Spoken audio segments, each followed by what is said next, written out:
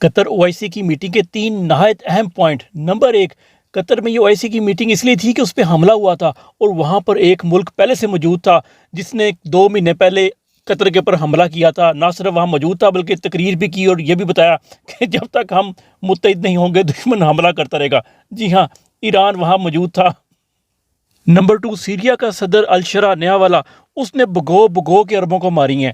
اس نے نام لیے بغیر کہا کہ جی ہم پہ تو یہ حملے پچھلے 10 مہینوں سے ہو رہے ہیں، اور یہ نہیں اس نے کہا کہ اس کو تو تمہاری کوئی ریڈ لائن نہیں جاگی، اس کو تو تمہاری کوئی غیرت نہیں جاگی، کوئی OIC کا اجلاس نہیں ہوا، لیکن بات اس نے ساری پہنچا دی۔